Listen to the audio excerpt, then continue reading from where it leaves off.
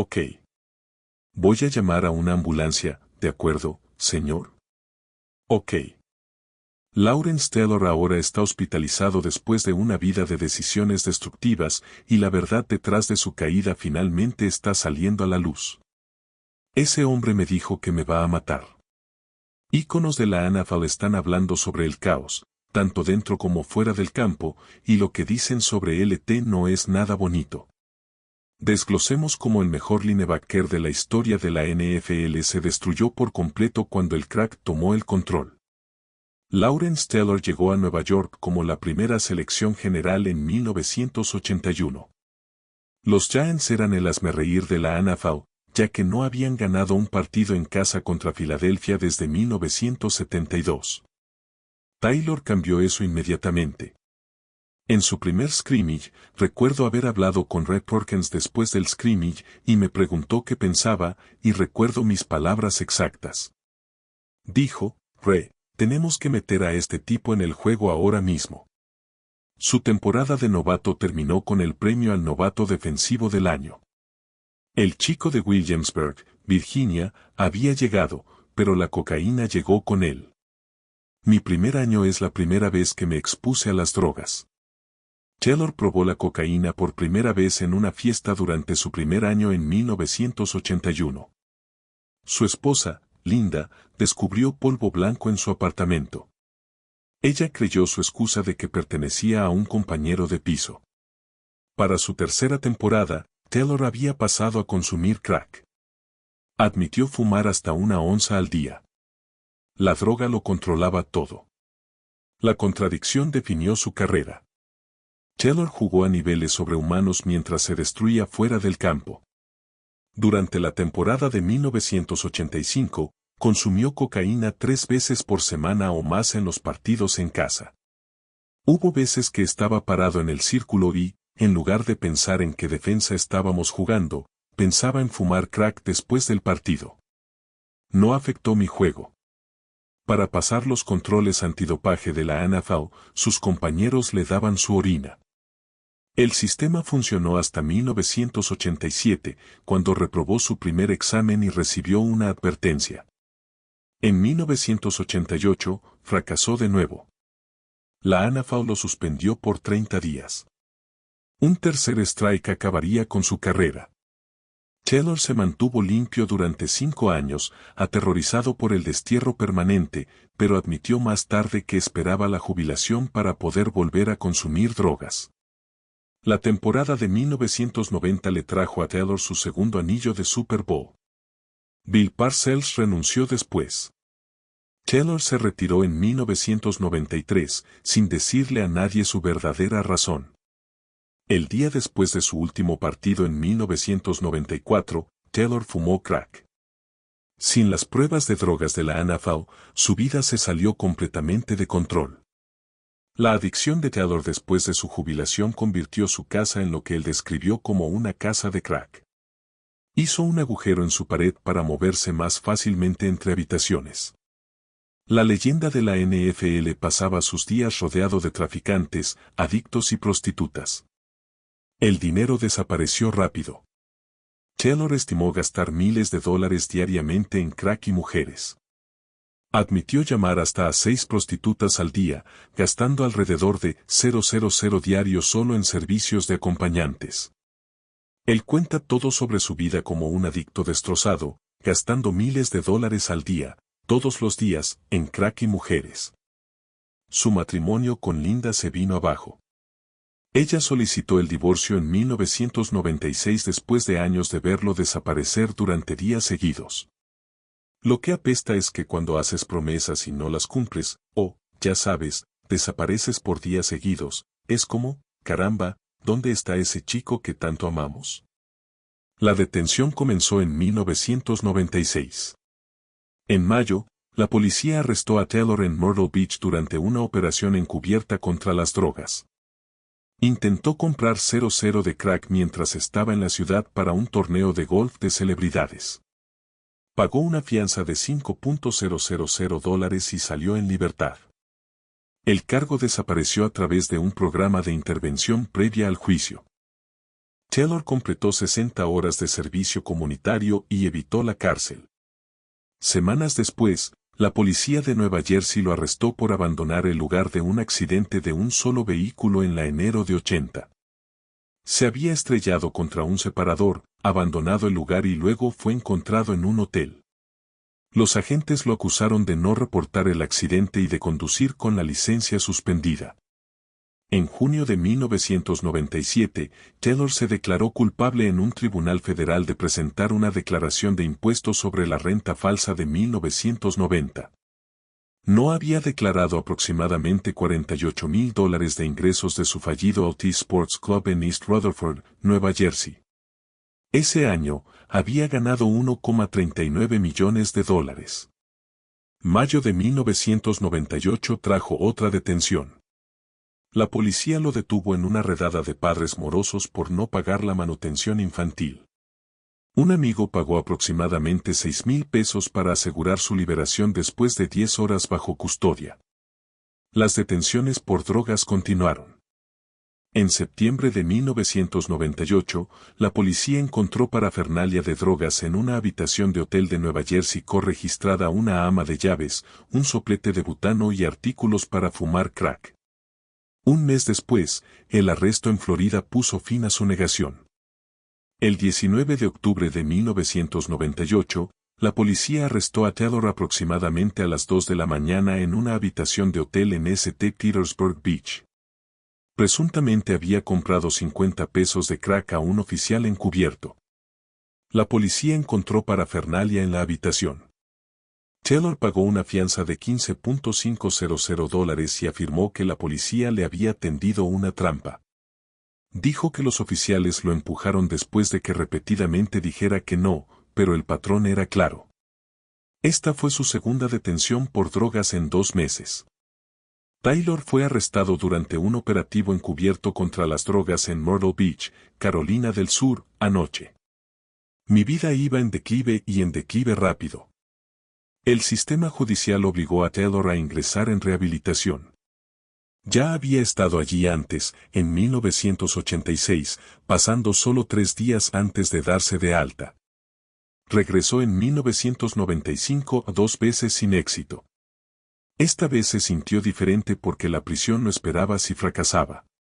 Había ido a varios centros de rehabilitación. No lo entendía la primera. De hecho, me tomó 3 veces para entenderlo y, se aclara la garganta, como mantenerme sobrio. Taylor ingresó a la Casa de la Honestidad a finales de octubre de 1998. Planeaba quedarse 30 días e irse. Su consejero lo vio a través de él. Pero después de 30 días, mi consejero vino a verme. Él dijo, bueno, ¿por qué no haces otros 30 días? Pero esta vez lo haces a mi manera. Los 32 días extra lo cambiaron todo. Taylor participó en reuniones, consiguió un compañero de piso y escuchó por primera vez. En noviembre de 1998, Taylor se declaró en bancarrota según el capítulo 7 para evitar la ejecución hipotecaria de su casa en Upper Saddle River, Nueva Jersey, valorada en $605,000. Debía aproximadamente $350,000 por la casa y declaró deudas por un total de alrededor de $350,000. Sus ingresos por trabajo promocional se habían desplomado a entre $50,000 y $100,000 al año, desde los millones anteriores. Los fracasos empresariales agravaron su ruina financiera. En 1993, Taylor lanzó All Pro Products, que salió a bolsa a $5 por acción y rápidamente se triplicó. Su participación alcanzó brevemente un valor estimado de $10 millones a $16,50 por acción. Nunca vendió. La empresa fracasó debido al fraude de los corredores de Hanover Sterling & Company, quienes manipularon las acciones a través de esquemas de venta en corto. Taylor perdió varios cientos de miles de dólares. En abril de 2000, un tribunal federal condenó a Taylor a 3 meses de arresto domiciliario, 5 años de libertad condicional y 500 horas de servicio comunitario por los problemas fiscales. Evitó la cárcel, pero se enfrentó a pruebas de drogas aleatorias. divulgaciones financieras y monitoreo electrónico. Taylor afirmó estar sobrio después de dejar la Casa de la Honestidad en 1999. Ese año fue elegido para el Salón de la Fama del Fútbol. En su inducción, se reconcilió con su excompañero de equipo Harry Carson después de una brecha de 5 años. La sobriedad duró 11 años. Luego, el 6 de mayo de 2010 llegó el arresto que definió la vida de Taylor después del fútbol. Como una leyenda se convirtió en un delincuente. La policía arrestó a Lawrence Taylor en un Holiday Inn en Montebello, Nueva York, después de que supuestamente pagó $300 por tener relaciones sexuales con una niña fugitiva de 16 años. La niña había sido obligada a la prostitución por un proxeneta llamado Rashid Dedes, quien enfrentaba cargos separados por trata de personas. La policía fue alertada después de que el tío de la niña contactara a las autoridades. Esta mañana arrestamos a Lawrence Taylor. Cuando lo confrontaron, Taylor se levantó, vio 2 jugadas de video, diseñó todo el esquema de ataque al pasador para el juego y volvió a dormir. Estábamos en una era diferente en los deportes. Así que, eran los años 80, ¿de acuerdo? Así que, vamos a empezar por ahí. Risas, la vida nocturna era un poco diferente en los años 80, ¿de acuerdo? Así es como sabes que vas a obtener una buena historia. Carl Banks contó la historia con una mezcla de admiración e incredulidad. Nuestro entrenador de línea defensiva Lamar Leachman, está diseñando la presión sobre el pasador. Y se podía ver cómo se iba enfadando cada vez más porque le daba vueltas a Lawrence, hacía ciertas cosas y mostraba la película. Y entonces, en cierto momento, estaba tan harto porque Lawrence estaba inconsciente. Los bancos continuaron. Enciende las luces y está soltando algunos improperios. Así que Lawrence se incorpora. Él dice, ¿qué? Aquí es donde se pone loco. Así que, dice Lawrence, está bien, solo enciende la cámara. Me levanté, tomé la tiza y dibujé todo nuestro esquema de ataque al pasador para el partido. Bill Sims describió a Taylor como un sabio que podía hacer cualquier cosa. Golf, baloncesto, lanzar un balón de fútbol al segundo nivel del estadio. Taylor llevaba grandes cantidades de efectivo y apostaba por todo. Era un sabio. Quiero decir, escuché historias de que se quedaba dormido durante ciertas reuniones del equipo y luego lo despertaban y él se sabía cada jugada. Sí, eso es cierto. Las historias se volvieron más oscuras. Taylor admitió haber enviado prostitutas a las habitaciones de hotel de los equipos contrarios antes de los partidos para cansarlos. Bill Sims confirmó haber escuchado esas historias, pero no pudo contar muchas de ellas públicamente. Un viaje de golf se convirtió en otra historia sobre la imprudencia de Taylor. Sims vio a Taylor conducir a 90 o 100 millas por hora por la autopista. Un policía se detuvo a su lado con el micrófono y les dijo que redujeran la velocidad. El oficial reconoció a Taylor y se marchó. Taylor aceleró a fondo de nuevo. Taylor tiró su tabaco de mascar por la ventana. Escucharon din din din. Su anillo del Super Bowl se había caído y se perdió en la carretera. La vida nocturna de la ciudad de Nueva York lo consumía. Taylor rodó con Bruce Willis, Mike Tyson, Whitney Houston y Eddie Murphy. Darryl Strawberry describió la escena. Fue Ted Tyson, los Mets. Ni siquiera se hablaba de los Yankees en los años 80. Controlamos la ciudad en los años 80, en esos años. Así que mis 8 años allí después de mi año de novato, Mike Tyson apareció en el Shea Stadium en 1986 queriendo conocer a los Mets. Se convirtió en parte de la familia neoyorquina, pero Taylor era el rey. Su esposa Linda vio un lado diferente. Lo vio desaparecer durante días. Cuando estaba en casa, solo estaba físicamente presente, ansioso por irse. Los niños sufrieron más. Taylor escribió cartas a su hija Tanessa desde rehabilitación en 1998, reconociendo sus fracasos como padre. Querida Tanessa, sé que crees que no te amo, pero estás equivocado. No hay manera de que pudiera dejar de amarte. Sé que podrías estar molesto por el hecho de que tu madre y yo no estemos juntos. Taylor admitió que lamentaba cómo había vivido. Deseó haber sido un mejor esposo y padre, pero vivía con sus decisiones. La honestidad fue brutal. Me digo a mí mismo, mira dónde estás ahora. Quiero decir, mira lo que has logrado. Logrado. ¿Podrías haberlo hecho mejor? Ahora, si me hubiera ido a casa todos los días, si hubiera ido al gimnasio todos los días, si no hubiera bebido Johnny Walker Black todos los días, ¿podría haber estado mejor? Taylor sabía exactamente cómo había destruido su potencial y a su familia. Sabía lo que podría haber sido si se hubiera controlado, pero la cocaína crack lo controlaba a él en su lugar. Levantarse solo para volver a caer. Los años de Taylor después del fútbol oscilaron entre la recuperación y la recaída, la redención y el fracaso. El caso del delincuente sexual en 2010 representó su momento público más bajo, pero las luchas privadas continuaron por más tiempo. Sus reflexiones sobre la adicción revelaron a un hombre que entendía su enfermedad, pero que permanecía impotente ante ciertos impulsos. Hablando en A Forever Recovery, Taylor describió la sobriedad como algo que nadie podía quitarle excepto él mismo. Llegó a un punto, ya sabes, que llegó a un punto en que la sobriedad era lo mío.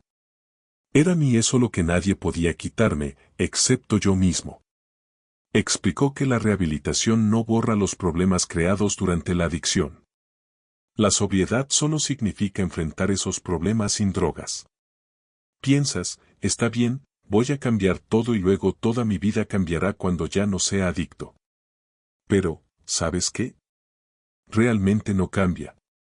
La detención por conducir bajo los efectos del alcohol en 2016 sugería que la sobriedad de Taylor había fracasado de nuevo. Los resultados del alcoholímetro, la confusión, la emergencia médica durante el control de tráfico, todo apuntaba a problemas continuos con sustancias.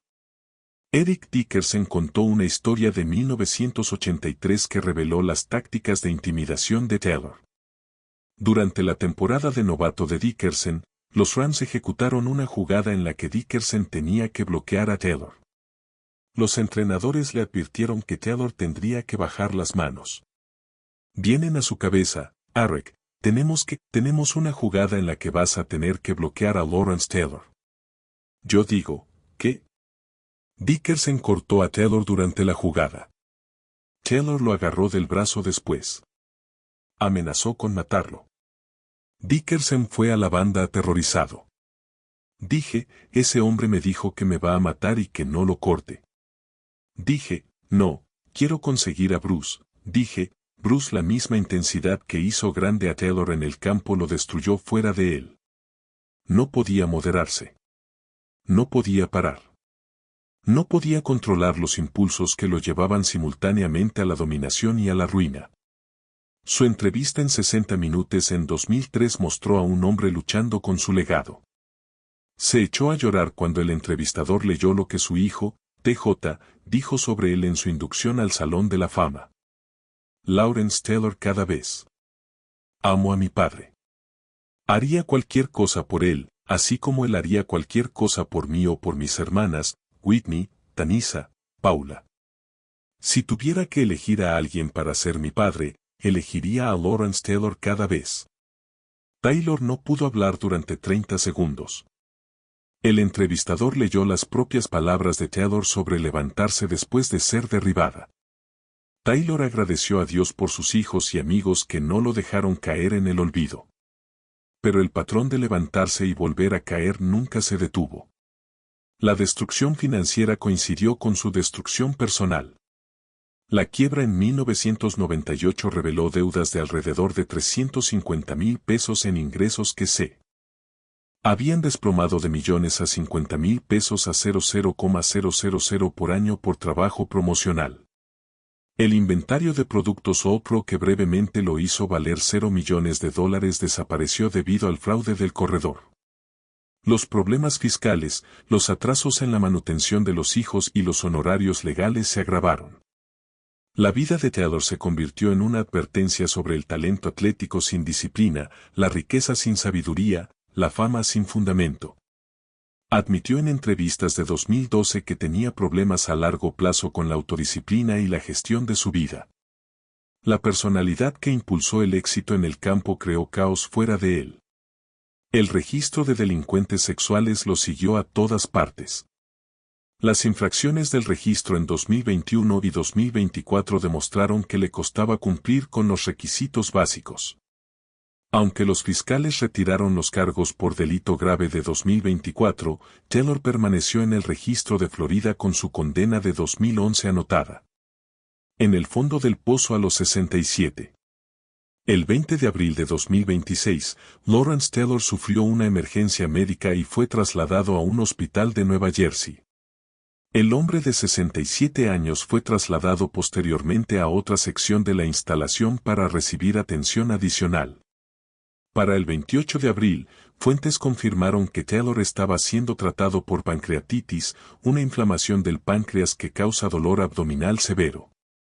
La afección a menudo está relacionada con cálculos biliares, consumo excesivo de alcohol u otros factores. Taylor había sido abierto sobre su historial de alcoholismo y problemas de sustancias.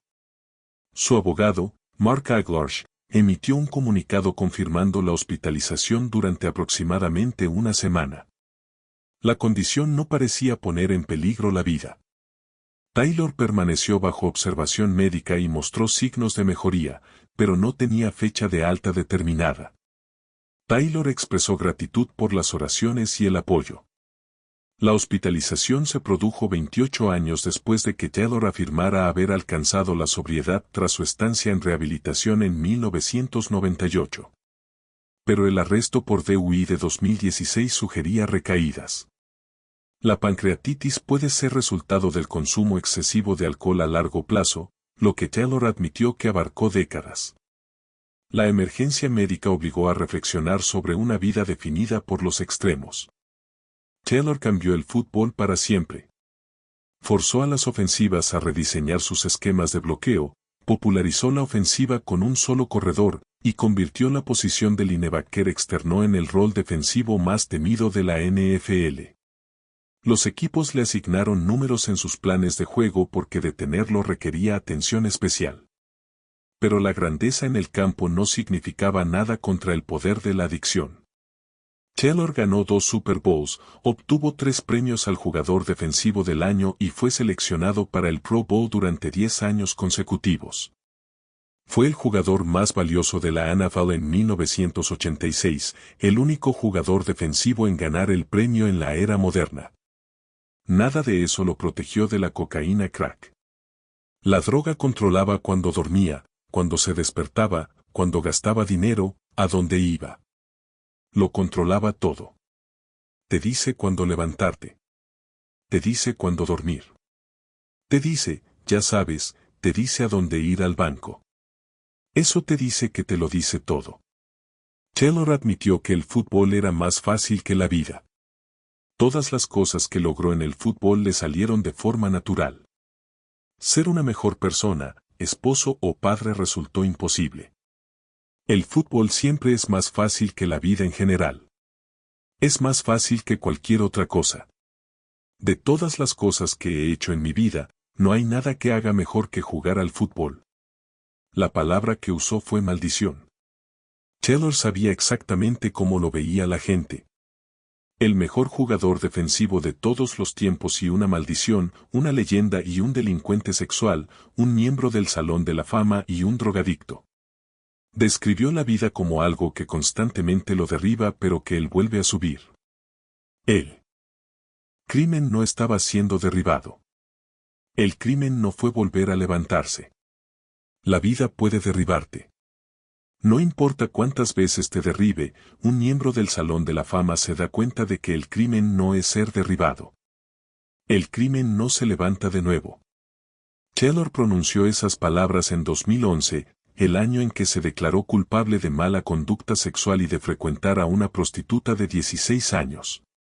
Las pronunció sabiendo que había destruido su matrimonio, fracasado con sus hijos, malgastado millones de dólares y pasado años en casas de crack.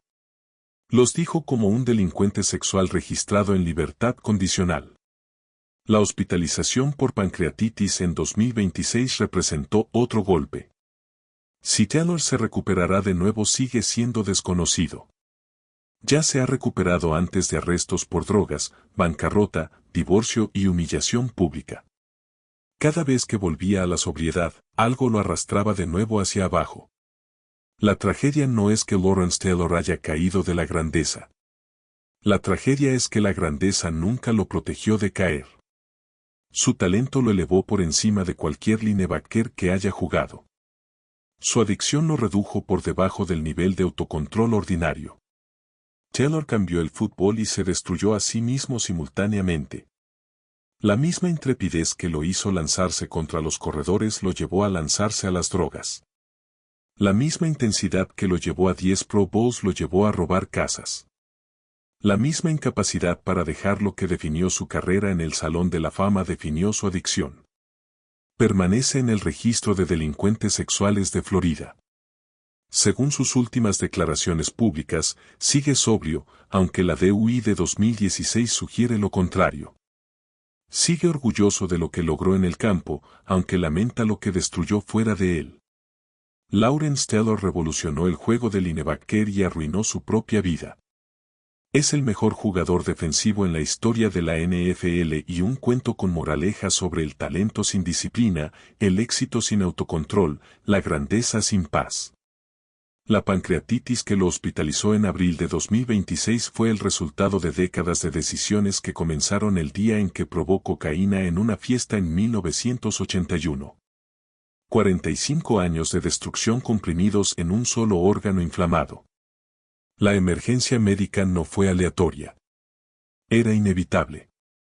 Taylor dijo una vez que la sobriedad no es el fin del mundo, sino el comienzo del camino. Si continúa caminando de esa manera o vuelve a caer determinará si su historia termina en redención o en la ruina final. Por ahora, sigue siendo lo que siempre ha sido, el mejor linebacker que jamás haya existido y el hombre que no podía dejar de autodestruirse. Si te gusta este video, haz clic en la tarjeta que aparece en tu pantalla para ver más.